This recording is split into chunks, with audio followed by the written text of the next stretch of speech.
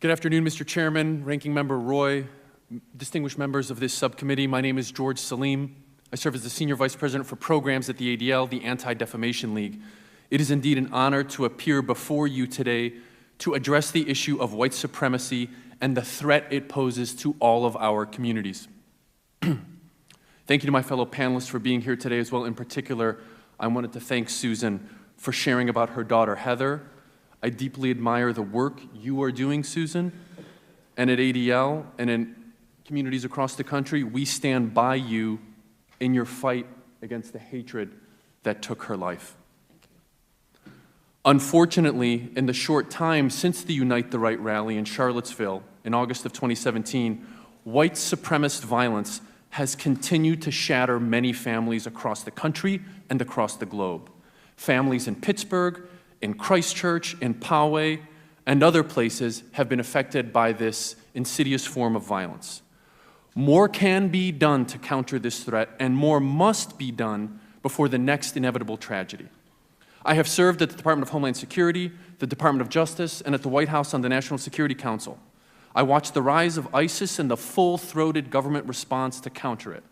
Now, the rise of white supremacist terrorism poses a similarly serious threat. Yet, instead of scaling up to meet the threat, the government seems to be scaling down.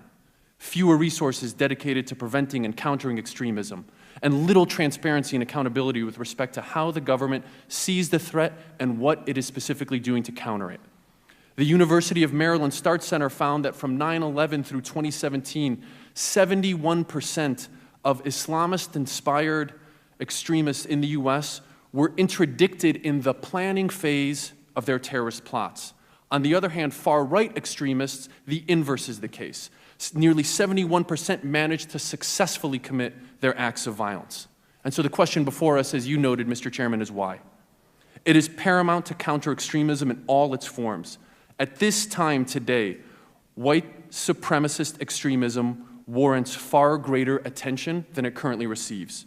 Our ADL data has shown that in the last year, of the 50 murders that were committed at the hands of extremists, all but one were linked to right-wing extremism, and 78% were tied to white supremacy specifically.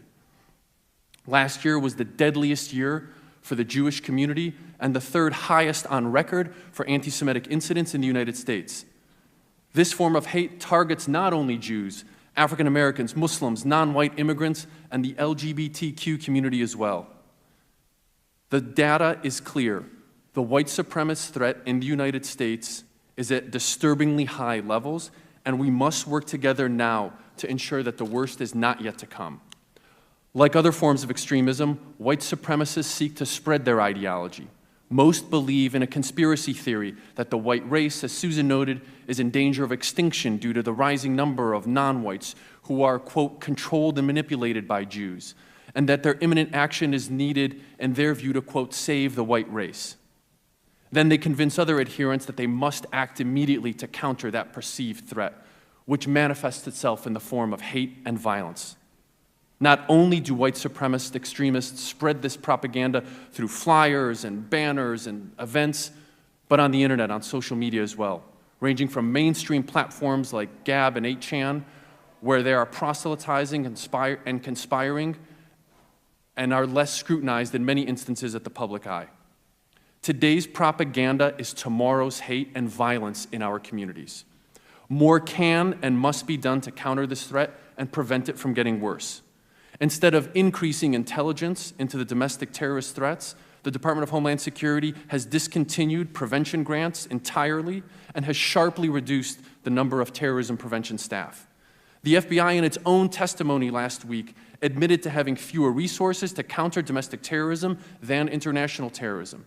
The National Counterterrorism Center does not currently view domestic terrorism as within its legal remit. These things need to change immediately. All of this while white supremacists continue to proselytize and mobilize across the country and across the globe. More can be done and more must be done.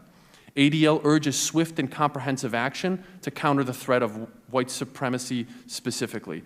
A few things to list off, which we can get into more in the question and answer. Our first recommendation is we need to speak out much more strongly and decisively against white supremacy at all levels and all leadership at the federal, state, and local level. Second, to urgently consider legislative proposals designed to improve the government's ability to counter the threat. 3, to invest in prevention efforts to stop this threat from getting worse. 4, to improve and increase our data and reporting on hate crimes and bias-motivated incidents across the United States. And last, to work with the technology sector to advance common-sense solutions to prevent the abuse on their platforms by white supremacists and their adherents. Thank you very much, Mr. Selim.